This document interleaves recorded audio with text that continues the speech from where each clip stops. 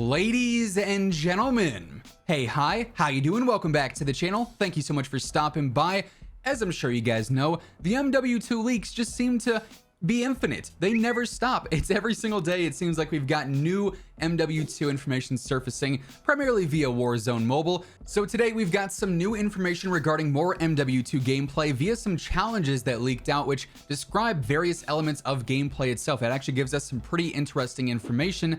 And on top of that, Tom Henderson has also given us more details on that rumored free-to-play title for 2023, and it's very interesting news considering what we've heard previously. So as we break it all down today, if you enjoy the video at any point, let me know by dropping a like on it. It would be seriously appreciated. It does really help grow the channel. And if you're new to the channel, or if you have not already subscribed, every single day I got you covered with the latest news, updates, loadouts, tips, leaks. You're gonna find it all right here. So feel free to hit that sub button and turn on those post notifications.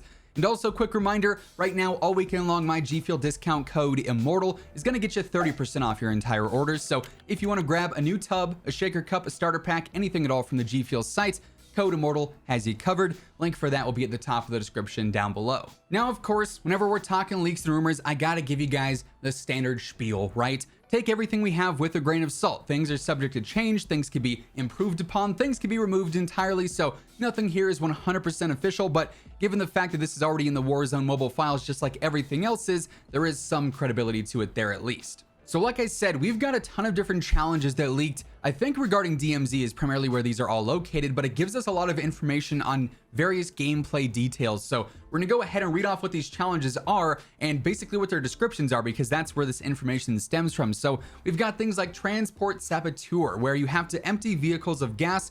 The description says Al-Qatala, who obviously we now know is returning here as a main villain, is planning to transport weapons using civilian vehicles. Drive nearby vehicles until their tanks are empty to sabotage Al-Qatala's plans. Empty vehicles of gas. So there's going to be driving aspects. I think that's sort of to be expected, but that's another confirmation there. We have a challenge to hack various UAV towers.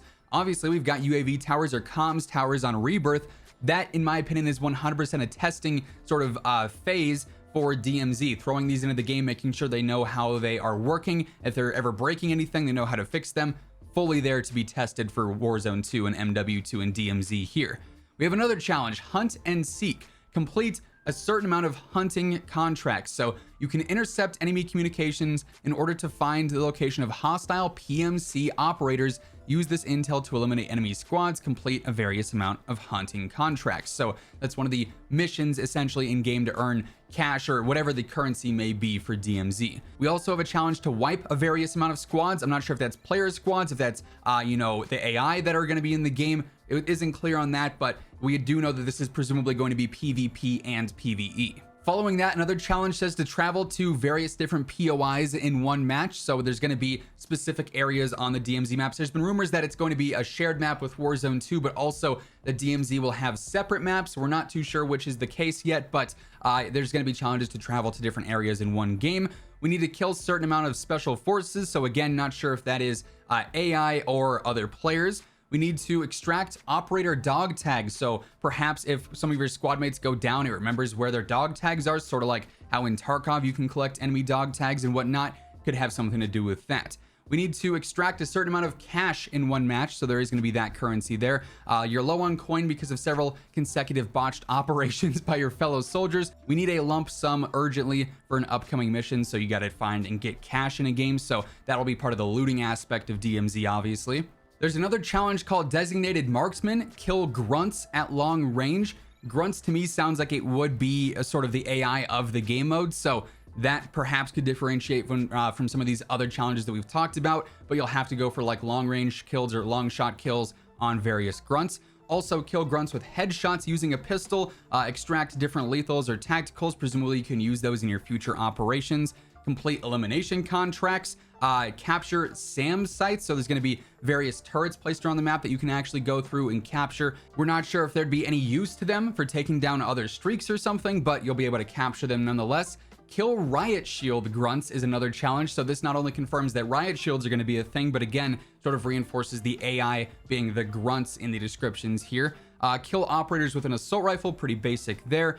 Kill operators with an SMG is another challenge. And then also extract enemy grunt weapons. So perhaps they'll have a different set of weapons you can actually find in game and pick up off of their bodies, extract those, and again, potentially use them in future operations. We're not sure how much in this game, where presumably the main goal is to extract things you'll be able to keep in your inventory and use for future missions, or if it's just objective based. You want those weapons, but they're not going to necessarily be there for future modes. It'll just be there as part of that challenge. Well, I'm sure we're going to get more details as DMZ gets revealed in the future.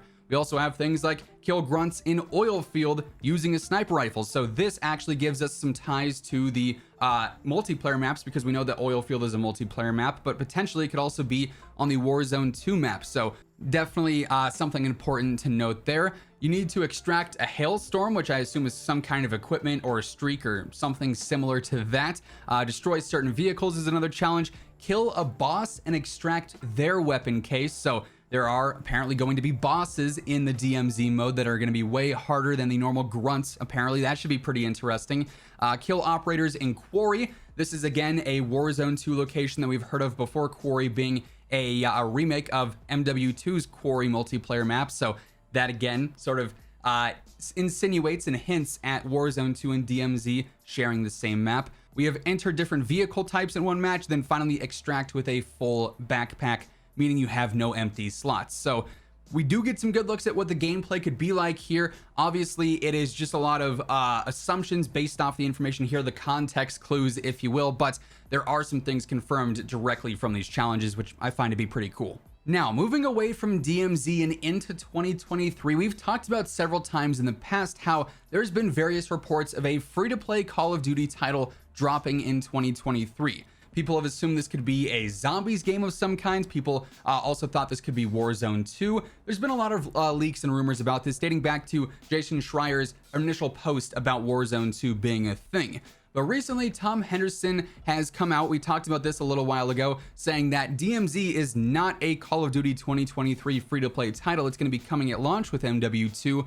But then recently he also followed up saying he does not know what Project Nexus is, which is what a lot of the data miners and leakers have been assuming is that free-to-play title is. He also does not know if Activision has a plan for a free-to-play title next year. Just because he hasn't heard about it doesn't mean it's not going to happen, but with everything else leaking out, it seems like it's more and more unlikely that we're going to see a free-to-play game in 2023. He also goes on to say that it could have just been misinterpreted, that Warzone 2 was actually that free-to-play 2023 title, and it was nothing else, just because we didn't have enough information on the launch schedule that has apparently been, figured out through some insiders or some other leaks that have been out there. So while we all thought that we were going to see some new free-to-play title in 2023, co-developed by Infinity Ward and Treyarch and various other studios, it is looking more unlikely now that this mode or this game is going to be coming out. So was it supposed to be a thing initially and then canceled? We don't really know. Was it supposed to be a thing and then pushed back? We don't really know. Tom does, in his own personal opinion, think that we're going to see some kind of zombies content released just to fill the gap in between now and 2024 when Treyarch's next title drops.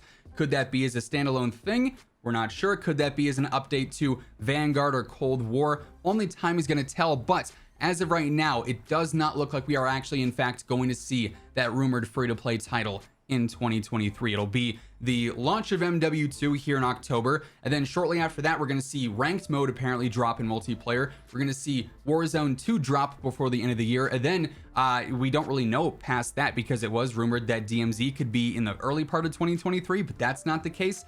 And then as far as this free-to-play title goes, it does not look likely anymore. So 2023, as far as content goes, could be very strange. If it's just going to be straight up content updates between Warzone 2 and MW2 and DMZ, or if any surprises will spring up, really, we're going to have to wait and see. Only time is going to tell. But of course, if anything does surface, you guys know I got you covered every single day with the latest news, leaks, updates, loadouts, tips. You're going to find all that stuff right here on the channel. So make sure you are subbed with those noties turned on. And if you guys enjoyed this video, let me know by dropping a like on it. It would be seriously appreciated. But that's going to wrap things up for this one. Thank you so much for tuning in. And until next time, take it easy. Have an awesome rest of your day. And I will catch you guys later.